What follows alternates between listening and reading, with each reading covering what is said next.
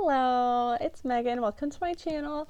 This is all about comparing books I've read to their movie or on-screen adaptation. Sometimes it's a TV show, but typically movies. Um, Sorry that this video is a little late. I did say last time that I got a million library books, so it slowed me down a little bit.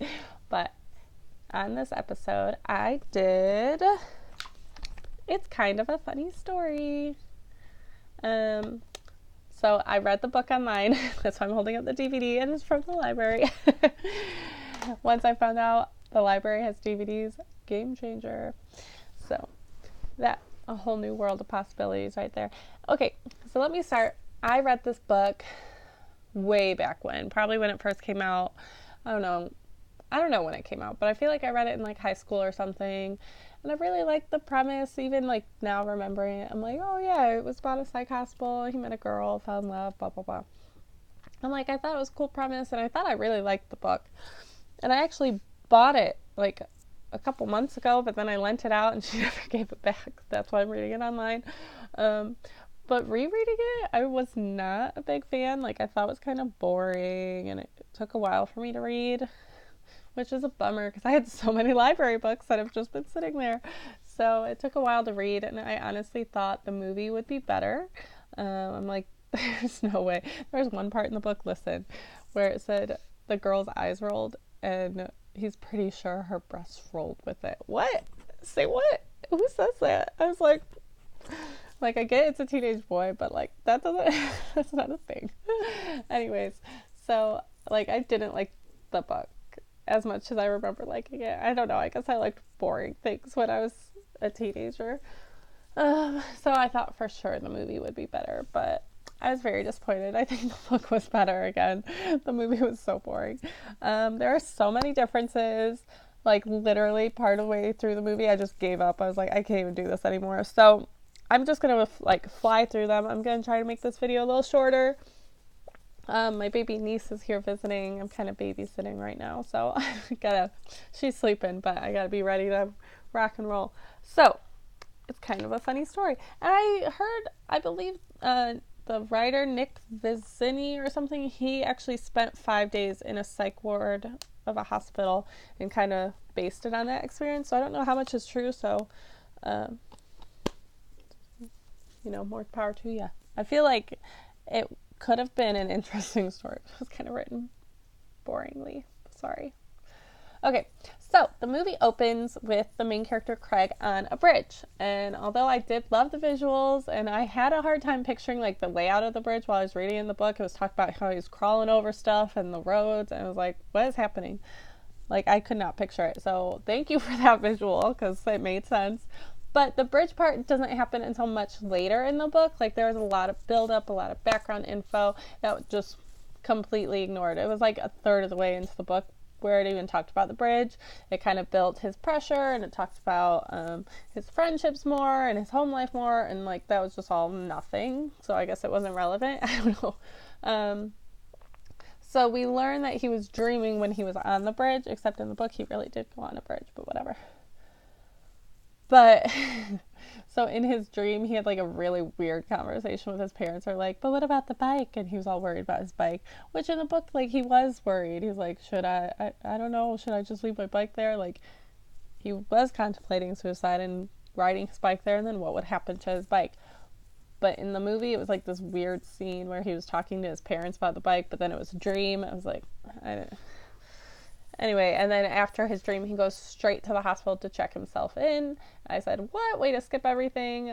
Because he was just going to go commit suicide. And then he found his mom's book, and it said, call this hotline. And he called it, and they told him to go to the hospital. And much later in the movie, he does say, like, oh, I called the hotline. They told me to check myself in. But, I mean, I don't know. I feel like it's a process. A, B, C, not C, A, D, like, I don't know. It's going out of order. And then he meets Bobby right away in the emergency room. In the book, he meets Jimmy, who doesn't have a major part, but like he feels connected to because they got there at the same time. But Bobby's just hanging out in the emergency room, and he meets Bobby, and we hear his whole backstory that way. So he's like, yeah, I'm stressed with school. I love my like my best friend's girlfriend, blah blah blah. And like we just get kind of a preview of the first third of the book. Like he just talks about it in like 5 minutes. And then it showed one little flashback scene of him eating dinner with his family, and it just like literally showed him throw up at the table, which I think was so unnecessary. Like in the book it always said like how he went in the bathroom to throw up. Like he did throw up, but like why do we have to see it? It's so unnecessary and so gross. And like even in movies like Pitch Perfect, where it's supposed to be funny, like it's still just gross, and like I don't want to see that. I'm gonna throw up. So I was mad that it showed him throw up like on the table. So gross. And then like another weird thing was that the doctor in the movie didn't take him seriously at first, which is kind of lame. Like Craig had to convince him to admit him, where in the book like he found out he wanted to kill himself and it was like right away, like we're gonna admit you, blah blah blah, which is how it should be. So I don't know why like Craig was trying to like convince him in the movie, like I tried killing myself though, don't send me home. Like the doctor was just gonna send him home. And then in the movie he was 16, whereas in the book he was 15. Stupid change. I mean, maybe I don't know the change. There was no scene of him talking to his family. Like in the book he had to call his mom and say, listen, I'm at the hospital, I need you to come fill some forms. But they just admitted this dude without ever talking to his parents. He's 16. Like that's kind of crazy. So it was weird that they cut it from the movie, because I feel like I don't know, maybe I don't know anything, but I feel like they would have contacted his parents like before he went in the psych ward, but that's not how it worked in the movie. Blah blah blah. There was some random point system that even in the movie the characters were saying was random and made no sense, and it wasn't present at all in the book. So I don't know why they decided to put some random point system that no one understands in the movie. He sees I said little. He sees Noelle right away in the movie. Trying to make it more romantic, I guess. In the book he doesn't really see her at first. I said, Lorelai Gilmore's in this? What? Gilmore Girls? And then, so literally his first meal there in the book, it was such a big moment because he ate it. And like, it's been so long since he ate a meal successfully without throwing it up, while eating the whole meal. But in the movie, he threw up again all over the table. We had to watch this boy throw up again. And then there's some dang like summer program that he was going on about. That's why he's stressed in the movie, but in the book it's just he's stressed by school work. But there's some like summer problem. I don't know. LOL, Aaron. So it showed little like the people he goes to school with, and showed them with their name and like their hobbies, what makes them so special to get into school. And Aaron, one of his things said he was an American Idol finalist. So weird and random. I don't know. Since when is Bobby like Craig's bodyguard and like best friend? In the book, Craig and Humble were like super tight, and so I don't know why they just changed it to Bobby. Like I don't know where they get these ideas. Like what's wrong with Humble? Why'd they make him such a minor character and then Bobby's his friend? I don't know. I was sad that they cut out the part of him hitting on Jennifer/Charles, the trans. Oh, it kept going.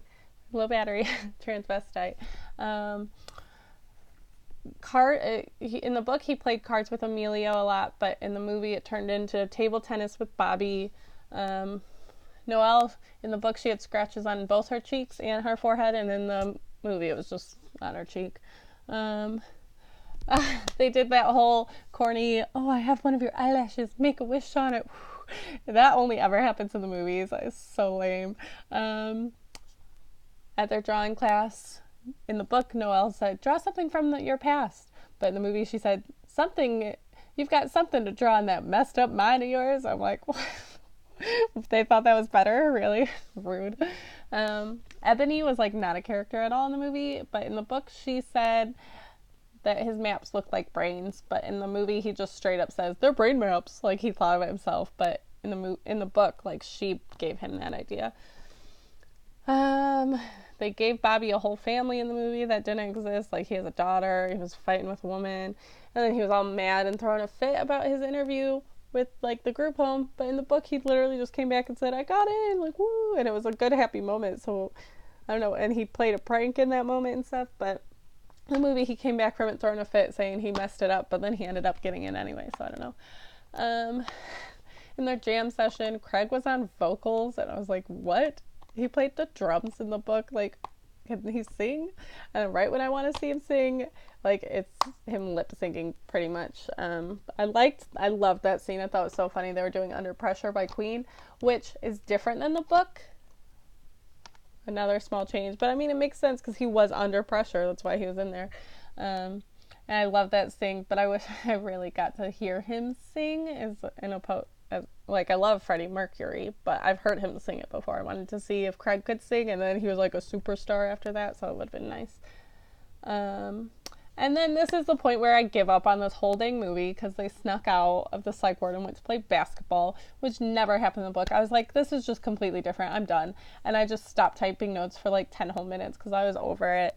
And then that's when I said, okay, I know I was giving up, but he puked again when he was making out with Nia. I was like, why are you showing him puke so much? Just stop. Like, he got caught with Nia and he just threw up. Poor Nia. And then he said he loved Nia. Never said those words in the book. Never. And he's like, I love you. And then his woman saw all that. I was like, how dare she forgive him? Ooh.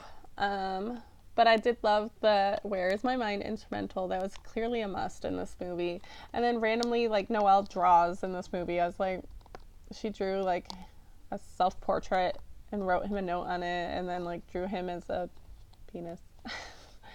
Blah, blah, blah. And then, rooftop hangouts. Another thing that only happens in movies. I don't know. Do you guys ever hang out on rooftops, especially hospitals? Because that happens all the time in movies, apparently.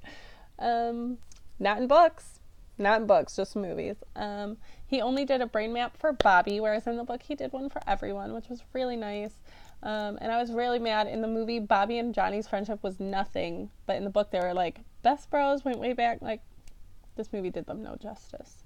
And then I liked the scene at the end of Mutada dancing. I thought it was really sweet to see. Like, in the book you hear that he just went and listened to the music, but you got to see him dancing and enjoying himself.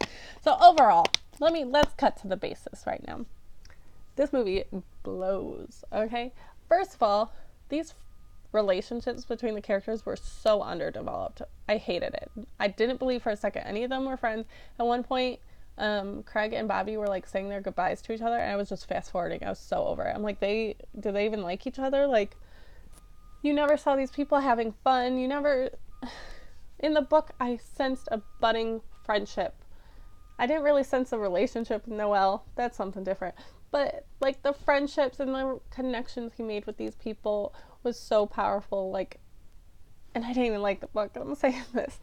The movie, like, I feel like, did he even like those people? Half of them he didn't talk to. Bobby and Johnny weren't even friends. His best bro, Humble, he didn't even talk to. I'm like, what did he even do this whole time he was there besides play some music, draw some maps, and flirt with Noelle? And, I don't know. Like, he talked to some people, but, like, I talk to people, and I don't, like, they bonded in the book. I don't know. Let me know what you thought if you've seen this movie. I feel like it wasn't very popular. So if you have not seen it, maybe check it out. Let me know maybe you like it better. Maybe I was just over it.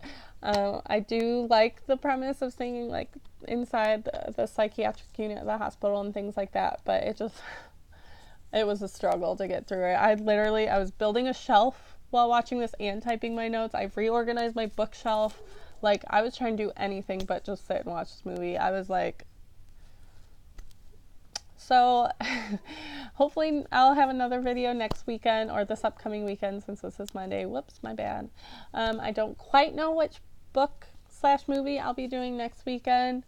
I've got a few on my list, but I gotta go to the library again because I didn't get any. I have 16 books from the library, and none of them have been made into movies. So, hopefully next weekend, maybe I'll just do a book review next weekend.